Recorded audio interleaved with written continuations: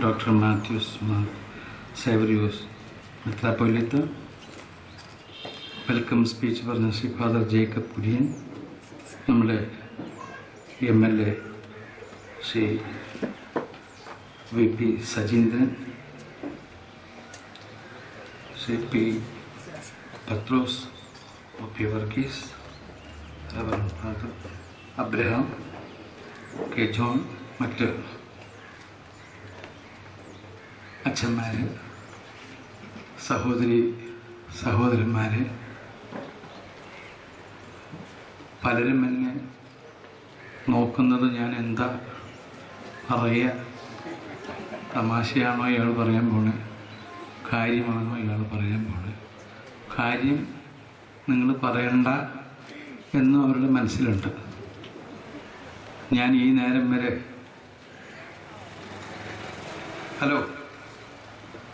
ശ്വാസം വിടാൻ വിഷമിച്ചിരിക്കുക എല്ലാ മനുഷ്യൻകാരനും. അദ്ദേഹത്തിൻ്റെ പേര് ബാബു. ഏത് നേരത്താണ് അദ്ദേഹത്തെ ഇങ്ങോട്ട് ഇവർ കൊണ്ടുവന്നത് എന്നെനിക്കറിയാൻ പറ്റില്ല. സ്ഥിരമുള്ള ആളാണ്. ഈ വിളക്ക് കത്തിക്കുമ്പോൾ നമ്മുടെ പിതാവ് ഇത് പറയുമ്പോൾ ഇദ്ദേഹം ഇവിടെ നിൽക്കുന്നുണ്ട്. പെട്ടെന്ന് എൻ്റെ ഈ ഷർട്ടിൻ്റെ നിറം കണ്ട് എൻ്റെ മുഖത്ത് നോക്കാതെ ആ കത്തിക്ക് എന്ന് പറഞ്ഞാൽ കഴിഞ്ഞു എൻ്റെ പരിപാടി. അപ്പം ഞാൻ അത്രയും മാനസികമായ ഒരു സംഘർഷം അനുഭവം. കണ്ണാടിയുണ്ട്, ജുബയുണ്ട്, കസവിൻ്റെ മുണ്ടുമുണ്ട്. മനസ്സിലായി, ഒരു മനുഷ്യനെ ഇതിൽ പരം വിഷമിക്കാൻ വേറെ എന്ത് വേണമെന്ന് നിങ്ങൾ ആലോചിച്ചാൽ മാത്രം മതി. എന്തൊരു എനിക്കിപ്പോഴാണ് ഞാൻ തന്നെ കത്തിച്ചു കഴിഞ്ഞപ്പോഴാണ് എനിക്കൊരു മനസ്സമാധാനമായത്. മാത്രമല്ല നമ്മൾ തിരുമേനി ഇതുപോലെ തന്നെ ഞാൻ കത്തിച്ചതിന് ശേഷം എന്നെ ഇങ്ങനെ നോക്കി, കാരണം ഇയാളാണോ നമ്മളെ സംശയം. അപ്പം എന്തായാലും ബാബു ഇങ്ങനെ കണ്ടതുകൊണ്ട് എനിക്കൊരു തുടക്കം കിട്ടി എന്നുള്ളതാണ്. ഇവിടെ മലബാർ ഓർത്തഡോക്സ് സിറിയൻ ചർച്ച് ഇവിടെ ഒരുപാട് കാര്യങ്ങൾ, പ്രതിഭാ ജീവകാരുണ്യ ട്രസ്റ്റ്, അതുപോലെ തന്നെ പ്രത്യാശ ഭവൻ, ഒരുപാട് കാര്യങ്ങൾ ചെയ്യുന്നു എന്ന് നമുക്ക് മനസ്സിലായി. നമ്മളൊക്കെ എന്നെപ്പറ്റി പറഞ്ഞപ്പോൾ പിന്നെ എനിക്ക് ചെറിയൊരു സങ്കടം വന്നത് 45-ലാണ് എൻ്റെ ജനനം എന്നാണ്. 45-ലല്ല അച്ഛ, 48-ലാണ്. ഏതൊരു പുസ്തകത്തിൽ നിന്ന് അടിച്ചല്ലേ? 48-ലാണ്. എനിക്കുള്ള പേടി 48-ലാണെന്ന് പറഞ്ഞു. ഇനി കുറച്ച് കഴിഞ്ഞിട്ട് ഇയാളല്ല കേട്ടോ ഇയാള് എന്ന് പറഞ്ഞാലും ഞാൻ ചുറ്റിപ്പോവും. അങ്ങനെ മാനസികമായി. എന്നാൽ ഞാൻ ഈ ഇലക്ഷനിൽ മുമ്പൊക്കെ കണ്ട ആളുകളാണ്. ഈ അച്ഛനൊക്കെ എന്നെ അറിയാവുന്നതാണ്, പലപ്പോഴും എന്നെ കണ്ടിട്ടുണ്ട്. കാരണം ആ സമയത്തൊക്കെ ഇങ്ങനെ നടക്കുകയാണ്, എന്തെങ്കിലും തരണേന്ന് പറഞ്ഞ് കുറേ നാൾ ഞാൻ ഇവിടെ കിടന്ന് നടന്നതാണ്. പക്ഷെ നിങ്ങളൊക്കെ ഞാൻ അങ്ങനെ ഒരു നേരം പോക്ക് പറഞ്ഞു എന്ന് വിചാരിച്ച് നിങ്ങളൊക്കെ എനിക്ക് വോട്ട് ചെയ്ത്, കുടമലയാളത്തിൽ വോട്ട് ചെയ്ത് എൻ്റെ കഞ്ഞൂടി മുട്ടിച്ചതിൽ എനിക്ക് വളരെയധികം സന്തോഷമുണ്ട്. ഞാനിത് ഇത്ര കാര്യമാക്കുമെന്ന് വിചാരിച്ചില്ല. കേട്ടു കണ്ടു വേറെ ആർക്കെങ്കിലും വോട്ട് ചെയ്യുമായിരിക്കും. ഇപ്പം ഉണ്ടായ സംഭവം എന്താണെന്ന് വെച്ചാൽ, നല്ല കാശ് കിട്ടിയിരുന്ന ഒരാളാണ് ഞാൻ. സിനിമയിൽ എനിക്ക് നിൽക്കാൻ നേരില്ല എന്ന് പറഞ്ഞാൽ മോഹൻലാലുള്ള പടത്തിൽ ഞാനുണ്ട്, മമ്മൂട്ടിയുള്ള പടത്തിൽ ഞാനുണ്ട്. ആ പടത്തിൽ ഇങ്ങനെ ഭയങ്കര തിരക്ക്. 15 വർഷമായി അമ്മ എന്ന് പറയുന്ന സംഘടനയുടെ പ്രസിഡൻ്റായിട്ട്. അപ്പം അങ്ങനെ തിരക്കായിട്ടിരിക്കുന്ന എനിക്ക് ഈ ഇലക്ഷൻ കഴിഞ്ഞതിന് ശേഷം ഗാന്ധിജിയുടെ പടമുള്ള നോട്ടൊക്കെ കേട്ടിട്ടുണ്ടെന്നല്ലാണ്ട് ഞാൻ കണ്ടിട്ടില്ല എൻ്റെ പൊന്നച്ഛന്മാരെ. ഇനി പിന്നെ പറയുന്ന അവിടെ ഇവിടെയൊക്കെ അത് കൊടുക്കണ്ടെന്നൊക്കെ കേൾക്കുന്നുണ്ട്, കൈക്കൂലി കാര്യങ്ങളെന്നൊക്കെ. അപ്പം എൻ്റെ ഒരു ആഗ്രഹം എനിക്കും കിട്ടിയിരിക്കും. ഇലക്ഷനിൽ നിന്ന് ജയിച്ച് വന്ന് ഈ ദിവസം ഒരു 8 മാസമായി 10 പൈസ എനിക്ക് കിട്ടിയിട്ടില്ല. ഞാൻ മിസ്റ്റർ സജീന്ദ്രൻ MLA ചോദിച്ചു, നിങ്ങൾക്കോ? എനിക്കും കിട്ടിയിട്ടില്ലടോ. അപ്പം ഞങ്ങളൊക്കെ ദുഃഖിതരാണ്. എന്തായാലും ഒരു നേരം പോക്കിന് വേണ്ടി പറഞ്ഞു എന്നേ ഉള്ളൂ. ആ ഇലക്ഷൻ കാലത്ത് ചിലപ്പോൾ ഈ ഇവിടെ തന്നെ ഞാൻ അങ്ങനെ വളരെ സൂക്ഷിച്ച് നോക്കുമ്പോൾ എനിക്ക് വോട്ട് ചെയ്യാത്ത ചിലരെ ഞാൻ കണ്ടുപിടിച്ചു. അതെങ്ങനെയെന്ന് വെച്ചാല്, ഞാൻ അവിടെ ഇരുന്നിട്ട് ഇങ്ങനെ നോക്കി വരുമ്പോൾ ചില ചേച്ചിമാര് വരെ ഞാൻ നോക്കണ വഴിക്ക് അവര് വേറെ സ്ഥലത്തേക്ക് നോക്കുക. കാരണം അവര് ചെയ്തിട്ടില്ല. അപ്പോ അതില് വിഷമിക്കണ്ട. അതിനൊന്നും എനിക്ക് യാതൊരു വിഷമമില്ല. നമുക്കൊക്കെ ഓരോ രാഷ്ട്രീയ പാർട്ടികൾ നമ്മുടെ മനസ്സിലുണ്ട്. അതനുസരിച്ചാണ് നമ്മൾ ചെയ്യുക. അതൊന്നൊരു പ്രശ്നമല്ല. സിനിമയിൽ അഭിനയിച്ച ഒരു നൃത്തശാല എന്ന് പറയുന്ന സിനിമയായിരുന്നു എൻ്റെ ആദ്യത്തെ സിനിമ. അച്ഛൻ പറഞ്ഞത് വളരെ കറക്റ്റാണ്. മദ്രാസ് മുഖ്യമന്ത്രി ജയലളിത എൻ്റെ കൂടെ അഭിനയിച്ചിട്ടുണ്ട്. ആ സിനിമയുടെ പേര് ജീസസ് എന്നാണ്. 42 വർഷങ്ങൾക്ക് മുമ്പ് ജീസസ് എന്ന സിനിമയിൽ സലോമി എന്ന് പറയുന്ന കഥാപാത്രമായി അവരഭിനയിച്ചു. ഞാനൊരു രാജാവുമായിരുന്നു. രാജാവായിട്ട് അഭിനയിക്കുന്നുവെങ്കിലും 42 വർഷം മുമ്പ് ഒരു വൃത്തിന് പോലും താമസിക്കാൻ പറ്റാത്ത ഒരു കൊച്ചു സ്ഥലത്താണ് ഞാൻ മദ്രാസിൽ താമസിച്ചിരുന്നത്. ഇന്ന് എന്തുകൊണ്ട് മദ്രാസ് മുഖ്യമന്ത്രി എൻ്റെ കൂടെ സിനിമയിൽ അഭിനയിച്ചു എന്ന് പറഞ്ഞതിൻ്റെ കാരണം, അവരിപ്പോൾ ജയിലിലല്ല. ജയിലിലാണെങ്കിൽ ഞാൻ ഒരു അക്ഷരം മിണ്ടില്ല. ഇതിപ്പോൾ അവർ പുറത്താണ്. അപ്പം ഇതൊക്കെ 42 വർഷങ്ങൾക്ക് മുമ്പ് സിനിമയിൽ അഭിനയിക്കാൻ വേണ്ടി ഇരിഞ്ഞാലക്കുടയിൽ നിന്ന് മദ്രാസിലേക്ക് പോയ ഒരാളാണ് ഞാൻ. എൻ്റെ വിദ്യാഭ്യാസത്തെ പറ്റി എനിക്ക് പറയണമെന്ന് ആഗ്രഹമുണ്ട്. ഞാൻ വരുമ്പോൾ വിചാരിച്ചത് ഇതായിരുന്നു. സജീന്ദ്രൻ MLA കാണാണ്ടായപ്പോൾ തന്നെ മനസ്സിനൊരു സമാധാനം ഉണ്ടായിരുന്നു. അപ്പോഴാണ് തിരുമേനി പറഞ്ഞു, ഇപ്പോൾ വരൂ കേട്ടോ.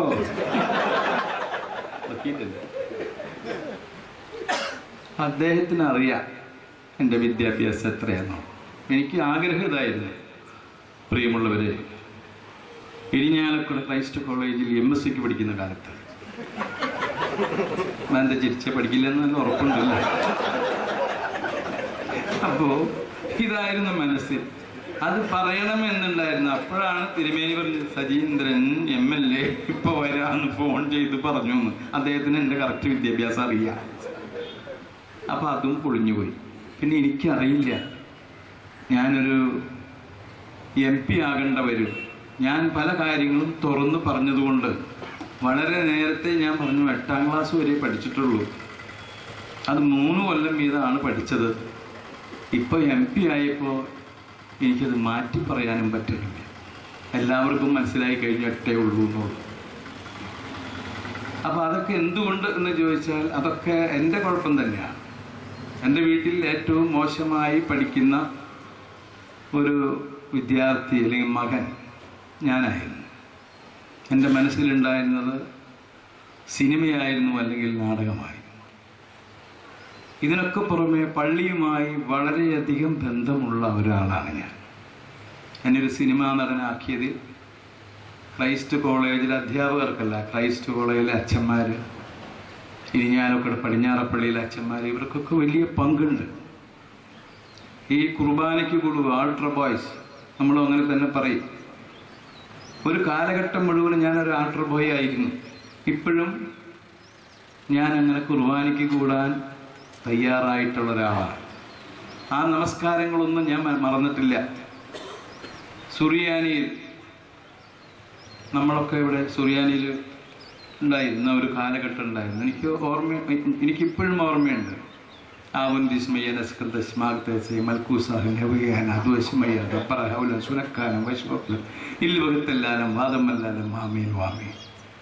ഇതൊക്കെ മറക്കാതെ മനസ്സിൻ്റെ അകത്തുണ്ട്.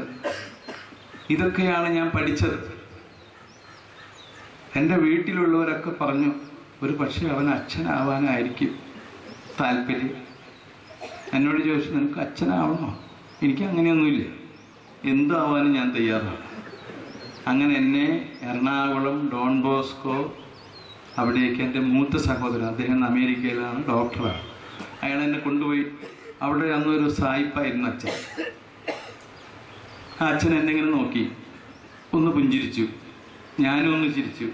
പിന്നെ അച്ഛനൊന്ന് പുഞ്ചിരിച്ചു. അപ്പം ഞാൻ ഇങ്ങനെ ഒന്ന് ചിരിച്ചു. അതിൽ നിന്ന് അച്ഛൻ എൻ്റെ ചേട്ടനോട് പറഞ്ഞു കൂട്ടന്നെ കൊണ്ടുപോകാൻ പറഞ്ഞു.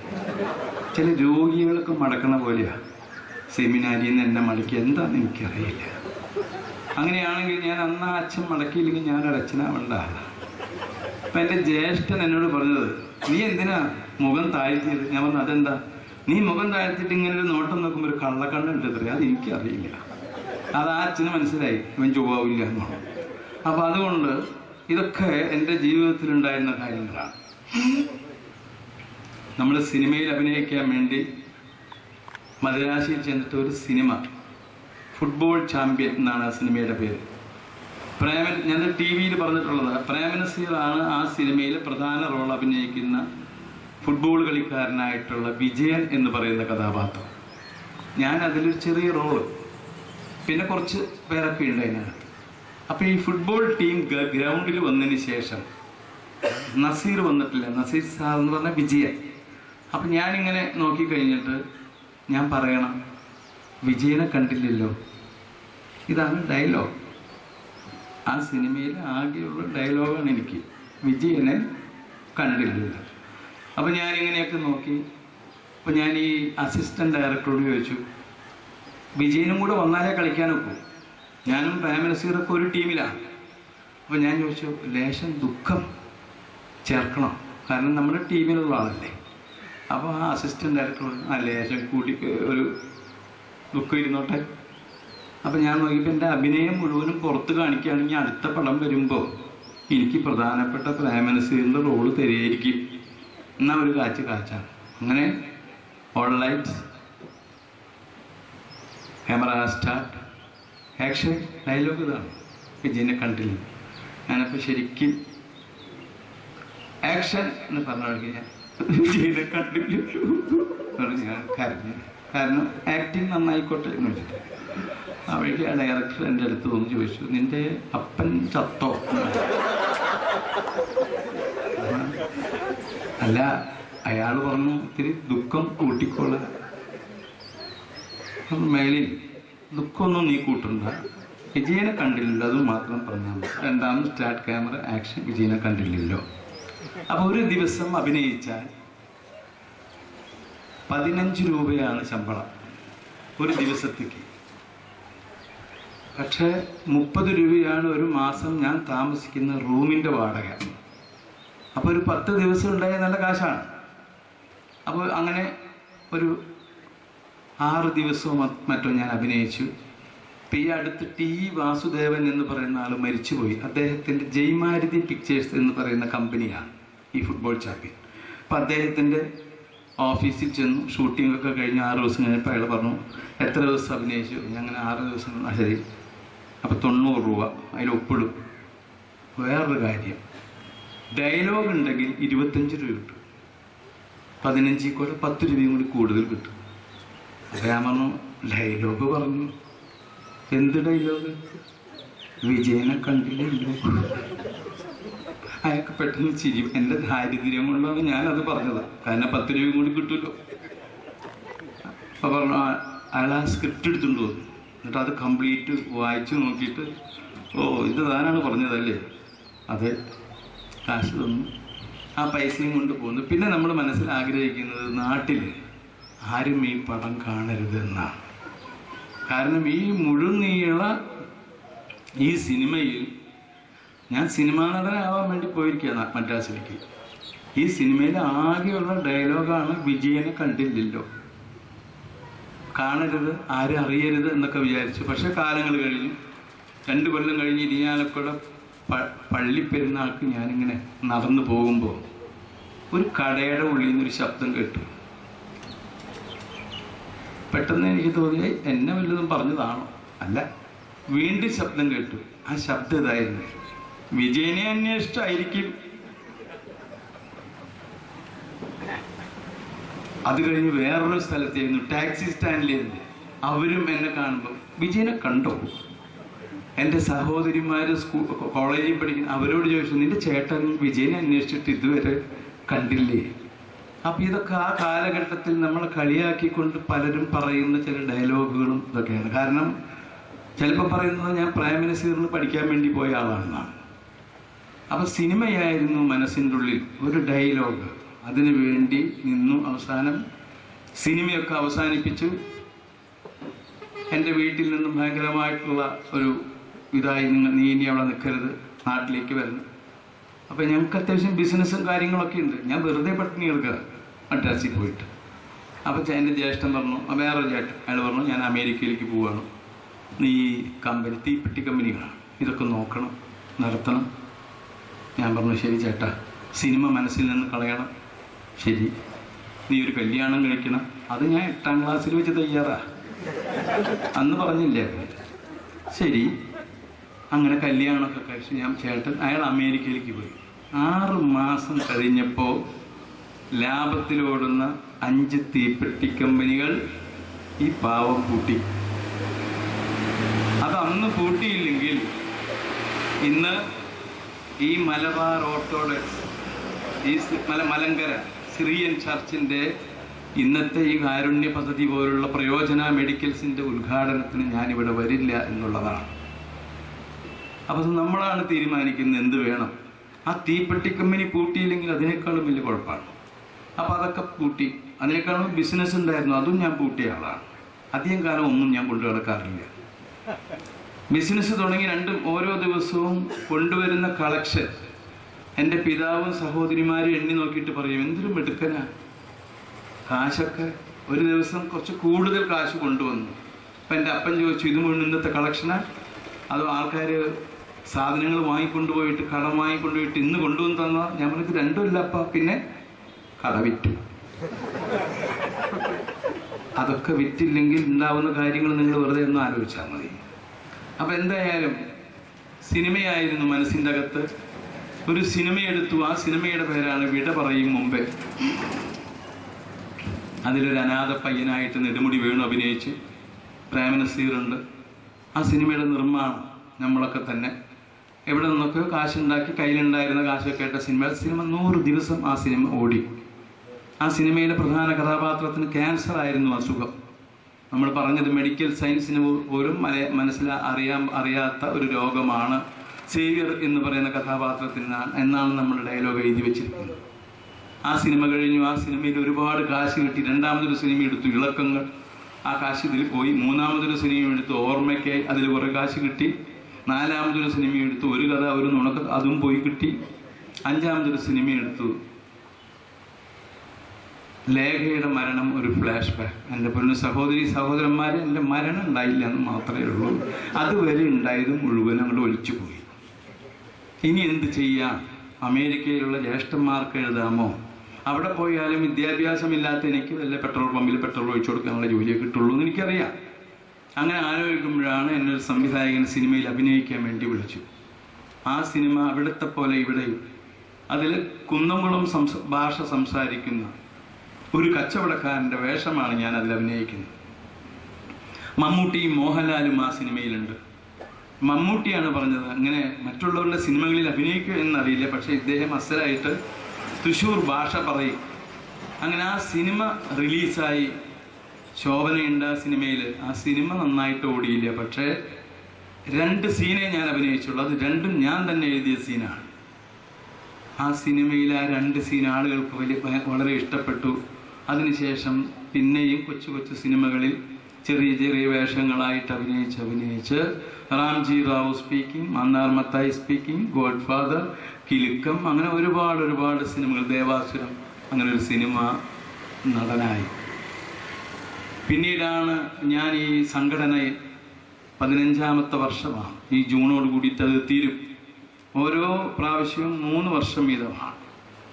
അവർക്കൊക്കെ എന്തുകൊണ്ടോ ഞാൻ മതി എന്ന് പറഞ്ഞുള്ള താല്പര്യമാണ്. ഞാൻ ഒരിക്കലും കസേരയ്ക്ക് വേണ്ടി തൂങ്ങിപ്പിടിച്ച് നിൽക്കുന്ന ആളല്ല. എന്നും ഒഴിഞ്ഞു കൊടുക്കാറ്, നിങ്ങൾ ഇവിടെ ഇരിക്കണം, ഞാൻ മാറി നിൽക്കാം. പക്ഷെ ആരും സമ്മതിക്കുന്നില്ല, അതുകൊണ്ട് നിൽക്കുന്നതാണ്. അതിന് ഒരുപാട് ബുദ്ധിമുട്ടുകളുണ്ട്. മറ്റു പലരായിട്ട് സംസാരിക്കുമ്പോൾ ഉണ്ടാവുന്ന പ്രശ്നങ്ങൾ, TV-യിൽ നമ്മൾ എന്തെങ്കിലും പറഞ്ഞു കഴിഞ്ഞാൽ എല്ലാവരും കൂടി നമ്മുടെ തലയിലേക്ക് കയറി വരിക. അപ്പോൾ അതുകൊണ്ട് വേണ്ട എന്നൊക്കെ ഉണ്ടായിരുന്നു. പക്ഷെ അതാ സംഘടന കൊണ്ട് നടക്കുന്നു. അതിനകത്തും 400 ചില്ലറ ആളുകൾക്ക് 5000 രൂപ വെച്ച് മരണം വരെ ഞങ്ങൾ കൊടുക്കുന്നുണ്ട്.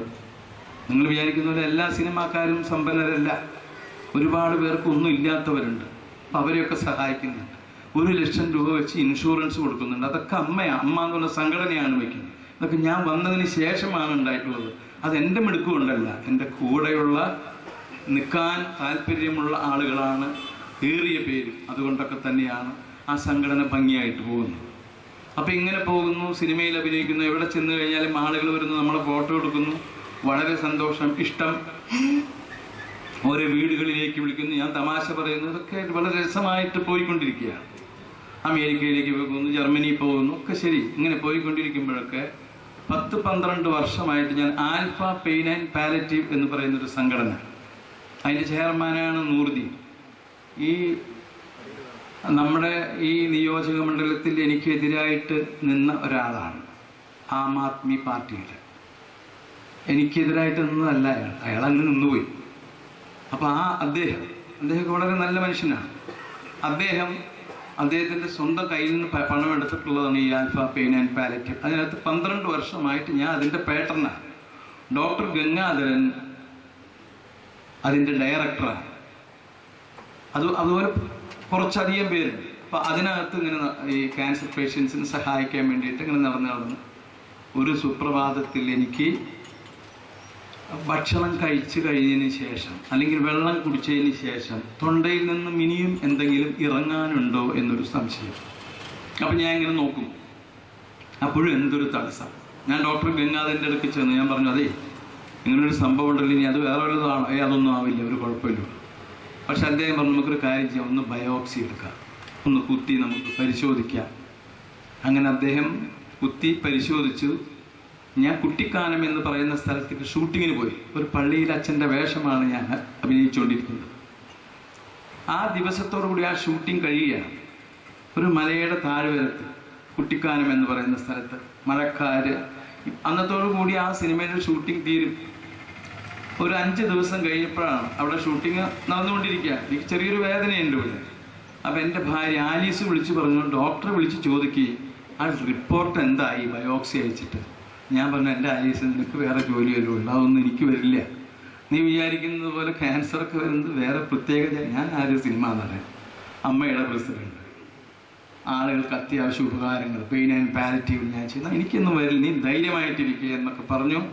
ഡോക്ടറെ ഞാൻ വിളിക്കുന്നു. ഡോക്ടറെ വിളിച്ച് ഞാൻ പറഞ്ഞു, ഡോക്ടറെ എന്തായി നമ്മുടെ റിസൾട്ട്? ഡോക്ടർ കിട്ടി. ഡോക്ടർ പറഞ്ഞു, ഇന്നസെന്റ്, നാളെ കാലത്ത് മകൻ സോണറ്റിനെയും കൂട്ടി ഒന്ന് ഹോസ്പിറ്റലിലേക്ക് വരൂ. അപ്പോൾ തന്നെ എൻ്റെ പണി കഴിഞ്ഞു. കാരണം ഏകദേശം ഈ സമയമായി, മഴക്കാരുണ്ട്. അന്നത്തോടുകൂടി ആ ഷൂട്ടിംഗ് തീരുകയാണ്. ഞാൻ അതിനകത്ത് ഈ ജ്ഞാനായ ഒരു അച്ഛനായിട്ടാണ് അഭിനയിക്കുന്നത്. ഒരു 8 പേജ് ഡയലോഗുകളുണ്ട്.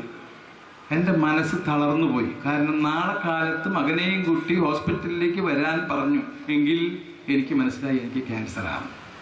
ഞാനിങ്ങനെ ആലോചിച്ചു, ഇനി എങ്ങനെ ഈ സീൻ എടുക്കും? ആ സീൻ അന്ന് എടുത്തില്ലെങ്കിൽ, ഇത് അമേരിക്കയിലുള്ളവരാണ് പ്രൊഡ്യൂസേഴ്സ്. ഞാനൊന്ന് ആലോചിച്ചു. കുറച്ച് സമയം കഴിഞ്ഞു. കൂടെ എൻ്റെ അനന്യ എന്ന് പറയുന്നൊരു കുട്ടിയാണ് അഭിനയിക്കുന്നത്. അവൾ എൻ്റെ അടുത്ത് ചോദിച്ചു, അങ്കിളുടെ മുഖത്തെന്താ? ഒന്നുമില്ല എന്ന് പറഞ്ഞൊരു തീരുമാനമെടുത്തു. തൽക്കാലം ക്യാൻസർ ആണെങ്കിൽ മോനെ, നീ കുറച്ച് നേരം ഈ ബെഞ്ചിലിരിക്കുക, ഞാൻ ഈ ഡയലോഗൊന്ന് പഠിക്കട്ടെ, അഭിനയിക്കട്ടെ. ഞാൻ ആ 8 പേജ് 4ാം ക്ലാസ് തൊട്ട് 8ാം ക്ലാസ് വരെ 3 കൊല്ലം വീതം പഠിച്ച എനിക്കൊരു പേജ് പോലും കാണാപ്പാടം പഠിക്കാൻ പറ്റാത്ത ആളാണ്. കാരണം താല്പര്യമില്ലാത്ത വിഷയങ്ങളായിരുന്നു. അത് ഞാൻ പഠിച്ചു കഴിഞ്ഞ ശേഷം അവർ പഠിച്ചുകൊണ്ടിരിക്കുമ്പോൾ അവർ വന്ന് പറഞ്ഞു, വെളിച്ചം പോണു എന്ന് പറഞ്ഞു. ലൈറ്റ് പോണു എന്ന് കേട്ടപ്പോൾ എൻ്റെ മനസ്സിൻ്റെ ഉള്ളിലുണ്ട്, എൻ്റെ വെളിച്ചം പോവാണ്. അതിനേക്കാളും വലുതാണോ ഈ വെളിച്ചം? ഇതുണ്ട് എൻ്റെ മനസ്സിൽ.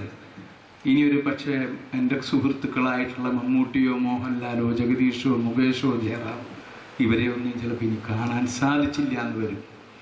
നാളെ എന്ന് പറയുന്ന ഒരു ദിവസം ഒരിക്കലും ക്യാമറയുടെ മുമ്പിൽ വരില്ല എന്ന് തന്നെയാണ് എനിക്ക് തോന്നിയത്. എന്നാലും ഞാൻ ആ ഡയലോഗ് പിടിച്ചു. സ്റ്റാർട്ട് ക്യാമറ, ആക്ഷൻ, ഡയലോഗെല്ലാം പറഞ്ഞു, കാര്യങ്ങളെല്ലാം ഓക്കെ. പിറ്റേ ദിവസം കാലത്ത് ഞാനും എൻ്റെ മകനും കൂടി ഡോക്ടറെ അടുത്ത് ചെന്ന് വീണ്ടും ചില പരിശോധനകളൊക്കെ നടത്തി. ഡോക്ടർ പറഞ്ഞു, ഇന്നസെന്റ്, വലിയ കുഴപ്പമൊന്നുമില്ല, 5 സ്ഥലത്താണ് ക്യാൻസർ. ഞാൻ ചോദിച്ചത്, ഇതിന് രക്ഷ കിട്ടുമോ? കിട്ടും, താൻ ധൈര്യമായിട്ട്. ധൈര്യം ഇതിൻ്റെ ഒരു ആവശ്യമായിട്ടുള്ള കാര്യമാണ് എന്ന് വിചാരിച്ച് അസുഖം കണ്ടമാനം കൂടിയ ആളുകൾക്കൊക്കെ ബുദ്ധിമുട്ടാണ്. എന്നിരുന്നാലും എന്നെ സംബന്ധിച്ചിടത്തോളം നമ്മൾ ഈ മെഡിസിനൊക്കെ കഴിക്കുമ്പോഴും നമ്മുടെ മനസ്സിനൊരു സന്തോഷമുണ്ടാവണം. നമ്മൾ ഭക്ഷണം കഴിക്കണം. ഈ രോഗം വരുമ്പോൾ ഒളിച്ചോടിയിട്ടൊരു കാര്യമില്ല. അന്ന് തൊട്ട് അദ്ദേഹം പറഞ്ഞതുപോലുള്ള ചികിത്സ തുടങ്ങി, റേഡിയേഷനായി, കീമോയായി, അങ്ങനെ കാര്യങ്ങൾ നടന്നിരിക്കുന്ന സമയത്ത് എൻ്റെ മകൻ എന്നെ വിളിച്ച് പറഞ്ഞു, ഏതായാലും അമ്മച്ചിയും അവൻ്റെ ഭാര്യയുണ്ട്, അവരുടെ രണ്ടുപേർക്കൊരു മാമോഗ്രാം ടെസ്റ്റ് ചെയ്യുക. അപ്പം എൻ്റെ വൈഫിൻ്റെ അടുക്ക അപ്പം ഞാൻ അവിടെ കിടക്കണം. എൻ്റെ വൈഫിൻ്റെ അടുക്ക ചോദിച്ചപ്പോൾ അവർ പറഞ്ഞു, എന്തിനാ, 6 മാസം മുമ്പ് ചെയ്തതല്ലേ. അവൻ നിർബന്ധിച്ചു, അങ്ങനെയല്ല, ഒരു മാമോഗ്രാം ടെസ്റ്റ് ചെയ്യുക. അവരത് ചെയ്തു. അങ്ങനെ എൻ്റെ അസുഖം മാറി. ഞാനും എൻ്റെ ഭാര്യ ആലീസും എൻ്റെ മരുമകളും മകനും 2 പേരക്കുട്ടികൾ, ഇരട്ടകളാണ്, ഇന്നസെൻ്റ് എൻ്റെ അന്ന, ഞങ്ങൾ സന്തോഷത്തോടു കൂടി തിരിച്ചു വരികയാണ്. അപ്പം എനിക്ക് അസുഖം മാറി കഴിഞ്ഞിട്ട് പിന്നെ ഉണ്ടായിരുന്നൊരാഗ്രഹം, ഒന്ന് സന്തോഷത്തോടു കൂടി ഒരു 6 മാസം കൂടി ജീവിച്ച തരക്കേടില്ല എന്നാണ്. എന്തുകൊണ്ടോ അങ്ങനെ തോന്നിപ്പോയി. വരുമ്പോൾ എലൈറ്റ് ഹോട്ടലിൽ ഒരു ചായ കഴിക്കാമെന്ന് ചായ കുടിച്ചുകൊണ്ടിരിക്കുമ്പോൾ ഗംഗാധരൻ എന്നെ വിളിച്ചു പറഞ്ഞു, ഡോക്ടർ ഇന്നസെൻ്റ്, അന്ന് ആലീസിൻ്റെ ഒരു ടെസ്റ്റ് നടത്തിയില്ലേ, അതിൻ്റെ റിസൾട്ട് വന്നു, അവർക്കും ക്യാൻസറാണ്. അപ്പോഴാണ് നമ്മളൊന്ന് ഞെട്ടിപ്പോയത്. അതുവരെ എനിക്കൊരു പ്രശ്നമില്ല, കാരണം എനിക്ക് ഇതൊക്കെ മാനേജ് ചെയ്യാനുള്ള ശക്തിയും തൻ്റെ ഇടമൊക്കെയാണ്. പക്ഷെ ആലീസിനെ സംബന്ധിച്ചിടത്തോളം കുഴപ്പമാണ്. മാത്രമല്ല, എന്നെ പരിചരിച്ചതും എന്നെ ആശ്വസിപ്പിച്ചതും ഒക്കെ അകത്ത് പോയി കരഞ്ഞ് പുറത്തു വന്ന് ചിരിച്ചു കാണിച്ച് എനിക്ക് കാപ്പി തന്നിരുന്ന അവർക്ക് അസുഖം എന്ന് പറഞ്ഞപ്പോൾ ഞാൻ തകർന്നു പോയി. അതിനുശേഷം അവരും അസുഖമൊക്കെ മാറി. ഇപ്പം 2 പേരും വളരെ സന്തുഷ്ടമായ ഒരു ക്യാൻസർ കുടുംബം എന്ന് തന്നെ പറയാം. ഒരു സുഖം. ഇനി ഈ സമയത്ത്, ഈ അസുഖബാധ നമ്മൾക്ക് കിടക്കുന്ന സമയത്ത് പലരും വരും. നമ്മുടെ സുഹൃത്തുക്കളായിട്ട് ആൾക്കാർ, വല്യമ്മ, അമ്മാമ്മയുടെ ചേച്ചി എന്നൊക്കെ പറഞ്ഞിട്ട് ചൊല്ലു വരും. അവർ വന്നതിന് ശേഷം ഇതൊക്കെ നിങ്ങളോട് പറയുന്നത്, രോഗിയോട് രോഗമില്ലാത്തവർ എങ്ങനെ പെരുമാറണം എന്നുള്ളത് പഠിക്കാനുള്ളൊരു വിഷയമാണ്. വന്നു കഴിഞ്ഞിട്ട് എന്നെ നോക്കിയിട്ട് ഒരു 5-6 ചേർത്തിയാലും മതി, ഒരുമിച്ച് വന്നു കഴിഞ്ഞിട്ട് ഇവിടെ നോക്കിയിട്ട് മുടിയൊക്കെ പോയില്ലേ, ഞാൻ എന്നിട്ട് കാലിൻ്റെ അവിടേക്ക് ഇങ്ങനെ നോക്കിയതിന് ശേഷം ഇനി നമുക്ക് പ്രാർത്ഥിക്കാം. പ്രാർത്ഥന എന്താണെന്നറിയോ, കർത്താവെ ഇദ്ദേഹത്തെ അങ്ങ് പരിപാലിപ്പിച്ചുകൊള്ളേന്ന്. അപ്പൊ പിന്നെ എൻ്റെ പണി കഴിഞ്ഞില്ലേ. അപ്പൊ ഇങ്ങനെയുള്ള ആളുകൾ ഞാൻ പറയും, നിങ്ങൾ പ്രാർത്ഥിച്ചോളൂ. പ്രാർത്ഥന വളരെ ആവശ്യമാണ്. പ്രാർത്ഥന എനിക്ക് വേണ്ടി ഒരുപാട് പേര് പ്രാർത്ഥിച്ചുകൊണ്ട് തന്നെയാണ് ഞാൻ രക്ഷപ്പെട്ടത്. എനിക്ക് ഭക്തിയും കാര്യങ്ങളൊക്കെ ഉണ്ട്. പക്ഷേ പലരും ഇതൊന്നുമില്ലാതെ ചില ധ്യാനങ്ങൾക്ക് പോവുക, ചില മലയുടെ അടിവാരത്തിൽ പോയി ഏതോ മഹർഷി പോലുള്ള മുനി അവിടെ ഇരുന്ന് മരുന്ന് കൊടുക്കുമെന്ന് പറഞ്ഞ് ആ മരുന്ന് വാങ്ങി കഴിക്കുക, എന്നിട്ട് മരിച്ചു പോവുക. അപ്പം ഇങ്ങനെയുള്ള ഒരുപാട് ആളുകൾ ഈ സമയത്ത് നമ്മൾ ഈ കായ കഴിച്ചു കഴിഞ്ഞാൽ ഈ അസുഖം മാറും എന്ന് പറയും. ഇതൊക്കെ നമ്മൾ ബഹുമാനിക്കുന്ന ആളുകളാണ് ഇതൊക്കെ കൊണ്ടുവന്ന് തരുന്നത്. അപ്പോഴാണ് നമ്മൾ വിചാരിക്കുന്നത് ഇതൊക്കെ ശരിയാണ്. അല്ല, നമ്മൾ ചികിത്സിക്കണം. ഒപ്പം നമ്മുടെ പ്രാർത്ഥന കാര്യങ്ങൾ ഇതൊക്കെ നമുക്കുണ്ടാവും. എന്തായാലും അങ്ങനെയൊക്കെയായി അസുഖമൊക്കെ മാറിക്കഴിഞ്ഞപ്പോൾ, അപ്പം ഒരു അസുഖമൊക്കെ മാറി കഴിഞ്ഞ സമയത്താണ് ഈ ഇലക്ഷൻ. അപ്പം ഞാൻ ഒരു കാര്യം പറയുന്നത്, ഞാൻ ഈ ഹോസ്പിറ്റലിൽ കിടക്കുമ്പോൾ ഒരു 7 വയസ്സായിട്ടുള്ളൊരു കൊച്ചുകുട്ടി, 5-6 വയസ്സായിട്ടുള്ള കുട്ടി, 5 വയസ്സുണ്ടാവും, മുടിയൊക്കെ പോയിട്ടൊരു കുട്ടിയെ ഒരു അമ്മ എന്നെ കൊണ്ടുവന്നപ്പോൾ അവർ പറഞ്ഞു, ഇന്നസെൻ്റ് സാറിനെ കാണണമെന്ന് പറയുകയാണ് കൊച്ചിൻ. ഞാൻ പറഞ്ഞു, എന്ത് മുടിയൊക്കെ പോയത്? കൊച്ചിന് ക്യാൻസറാണ്. എന്നിട്ട് കീമോ ചെയ്തു, ഇനി 3 കീമോ കൂടി ചെയ്യണം. ഡോക്ടർ പറഞ്ഞു 2 ചെയ്തു, കാശില്ല. ഞാൻ പറഞ്ഞു, കാശില്ലെങ്കിൽ ഞങ്ങളെന്താ ചെയ്യുക? നോക്കട്ടെ, കാശ് കിട്ടുകയാണെങ്കിൽ ചെയ്യും. അപ്പോഴും ആ കുട്ടി ഞാൻ അഭിനയിച്ച സിനിമയിലെ പാപ്പി അപ്പച്ച എന്ന് പറയുന്ന സിനിമയിലെ ആദ്യത്തെ 2 വരി പാടി എൻ്റെ മുണ്ടിൽ പിടിച്ച് വലിക്കുകയാണ്. അപ്പച്ചനോടോ അമ്മച്ചിയോടോ പാപ്പിക്ക് സ്നേഹം ഒന്ന് പാടുമോ എന്ന് ചോദിച്ചിട്ട് എൻ്റെ കണ്ണിൽ വെള്ളം നിറഞ്ഞു പോയി. കാരണം ഇനി പണമില്ലെങ്കിൽ ചികിത്സയില്ല എന്നാണ് ആ അമ്മ പറഞ്ഞത്. അപ്പോഴാണ് ഞാൻ ആലോചിച്ചത്, ഞാൻ എത്രയോ ഭാഗ്യവാൻ. പണമില്ല, ആ പ്രശ്നം എനിക്കില്ല. എൻ്റെ കയ്യിൽ അത്യാവശ്യം പൈസയുണ്ട്, എനിക്ക് ചികിത്സിക്കാം. ഒരൊറ്റ കാര്യമുണ്ട്, എല്ലാവരും പറഞ്ഞ് എനിക്ക് ധൈര്യമുണ്ടായിരുന്നു. ശരിയാണ്, പണം കൂടെ നമ്മുടെ കയ്യിൽ ഉണ്ടായാലാണ് ഈ ധൈര്യവും കാര്യങ്ങളും. നമ്മുടെ നാട്ടിൽ ഈ അസുഖം വന്നു കഴിഞ്ഞാൽ കുറേ പേര് ഒളിച്ചിരിക്കുകയാണ് വീടിൻ്റെ അകത്ത്. അതിനുശേഷം ഈ അസുഖം വളരെ പാവപ്പെട്ട ആളുകൾ അവരുടെ കുടുംബം വരെ വിറ്റ് അതും അവസാനം അദ്ദേഹത്തിൻ്റെ ഭാര്യയും മക്കളും പിച്ചയെടുക്കേണ്ട ഗതികേട് വരെ വരികയാണ്. അപ്പം തീർച്ചയായിട്ടും ഇതിനൊക്കെ മരുന്നും കാര്യങ്ങളൊക്കെ വേണം. നമ്മളൊക്കെ തീർച്ചയായിട്ടും ഇങ്ങനെയുള്ള കാര്യങ്ങളാണ് സഹായിക്കേണ്ടത്. പ്രയോജന മെഡിക്കൽസ് എന്നൊക്കെ പറയുന്ന പോലെ. അതുകൊണ്ടാണ് ഞാൻ എൻ്റെ ആദ്യത്തെ കന്നിപ്രസംഗത്തിൽ പാർലമെന്റിൽ പറഞ്ഞത്, രോഗം കണ്ടുപിടിക്കണം ആദ്യം. നമ്മൾ ക്യാൻസർ വന്നതിന് ശേഷം ഡോക്ടറെ അടുക്ക ചെല്ലുമ്പോൾ അദ്ദേഹം പറയുന്നത് ഇത് 3ാമത്തെ സ്റ്റേജാണ്, 3rd സ്റ്റേജാണ്, ഇനി ബുദ്ധിമുട്ടാണ്. എന്തുകൊണ്ട് ഫസ്റ്റ് സ്റ്റേജിൽ നമുക്ക് ചെയ്യാൻ സാധിച്ചില്ല? ഫസ്റ്റ് സ്റ്റേജിൽ പരിശോധന ചെയ്യണമെങ്കിൽ ഒരു ടെസ്റ്റ് നടത്തണമെങ്കിൽ ഒരു 1000 ചില്ലാൻ രൂപ വേണം. പാവപ്പെട്ട കൂലിക്കാർക്കും അവർക്കൊന്നും ചെയ്യാൻ സാധിക്കില്ല. ഇതൊക്കെ ഗവൺമെന്റ് ചെയ്യേണ്ട കാര്യങ്ങളാണ്. ഈ ഗവൺമെന്റിലല്ല, ഇതിൽ മുമ്പുണ്ടായിരുന്ന ഗവൺമെന്റും എല്ലാവരും ചെയ്യേണ്ട കാര്യങ്ങളാണ് ഇതൊക്കെ. അത് നമ്മൾ വെറുതെ വോട്ടും മേടിച്ചു കൊണ്ടുപോയിട്ട് ജയിച്ചു കഴിഞ്ഞിട്ട് വർത്തമാനം പറഞ്ഞിട്ട് യാതൊരു കാര്യമില്ല. അപ്പം ഞാൻ അതുകൊണ്ടാണ് ഞാൻ അവിടെ അത് പറയാനുള്ള കാരണം. എനിക്ക് ആദ്യം കിട്ടിയ ഈ പണത്തിൽ നിന്നും കൊടുങ്ങല്ലൂർ മാമോഗ്രാം ടെസ്റ്റിന് 50 ലക്ഷം രൂപ അവിടെ ഞാൻ കൊടുത്തു. അതിൻ്റെ മെഷീനറി കാര്യങ്ങളൊക്കെ ചെയ്തുകൊണ്ടിരിക്കുക. അത് അപ്പം തുടക്കത്തിലാണെങ്കിൽ ആലീസിന് ഉണ്ടായിരുന്നത് തുടക്കമായിരുന്നു, ഇൻസിറ്റു എന്ന് പറയും, ഒരു കോശത്തിൽ ഒരംശം. അതുകൊണ്ട് അവർ അസുഖം മാറി. ഇനിയും നമ്മുടെ മനസ്സിൻ്റെ അകത്തുണ്ട്, ഇവിടെയും അവിടെയും ഒക്കെ ഇതുപോലുള്ള മാമോഗ്രാം മിഷൻ കാര്യങ്ങളൊക്കെ വേണം. ജനങ്ങൾക്ക് ഉപകാരപ്രദമായിട്ടുള്ള കാര്യങ്ങൾ കൊടുക്കണം. എന്നെ ഈ രോഗത്തിൽ നിന്നും ദൈവം രക്ഷിച്ചു എന്ന് പറയുമ്പോൾ എനിക്കൊരു ബോണസാണ് ബാക്കിയുള്ള ജീവിതം. ആ ബോണസായിട്ട് കിട്ടിയിട്ടുള്ള ഈ ജീവിതത്തിൽ മറ്റുള്ളവർക്ക് വേണ്ടി എന്തെങ്കിലും ചെയ്യുക.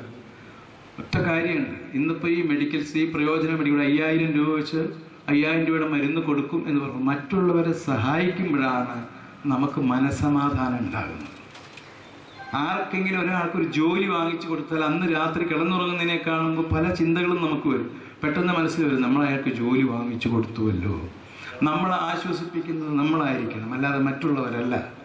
ആ സംതൃപ്തി, അത് തന്നെയാണ് സുഖം. ഞാൻ പറയും ഡോക്ടർ ഗംഗാധരനെ വെച്ച്, നിങ്ങളാണ് ലോകത്തിൽ ഏറ്റവും നന്നായിട്ട് സുഖമായിട്ട് കിടന്നുറങ്ങുന്ന ആൾ. അതിന് അദ്ദേഹം രാത്രി 12 മണി വരെ 1 മണി വരെയൊക്കെ വർക്ക് ചെയ്യുന്നു, മറ്റു പലരെയും സഹായിക്കുന്നു. ഇത് തന്നെ, ഇതുപോലെ തന്നെയാണ് നമ്മളിവിടെ പള്ളിയുണ്ട്, അതുണ്ട്, അച്ഛന്മാരുണ്ട്, ഒക്കെയുണ്ട്.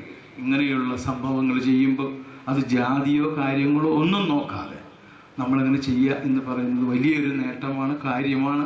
അതിന് എന്നെ ക്ഷണിച്ചതിൽ എനിക്ക് അതിയായിട്ടുള്ള സന്തോഷമുണ്ട്. തീർച്ചയായിട്ടും ഞാൻ കുറച്ച് നേരം കൂടുതൽ സംസാരിച്ചു, സോറി. കാരണം പറഞ്ഞു വന്നപ്പോൾ പെട്ടെന്ന് എങ്ങനെയാണ് പറഞ്ഞു പോയി എന്ന് മാത്രമേ ഉള്ളൂ. അപ്പം അതുകൊണ്ട് എല്ലാവർക്കും നല്ല ഒരു ആശംസ എല്ലാം നേർന്നുകൊണ്ട് എന്നെ ഏൽപ്പിച്ച ഈ പ്രയോജന മെഡിക്കൽസിൻ്റെ ഉദ്ഘാടനം ഞാൻ നിർവഹിച്ചതായി പ്രഖ്യാപിക്കുന്നു. നന്ദി, നമസ്കാരം.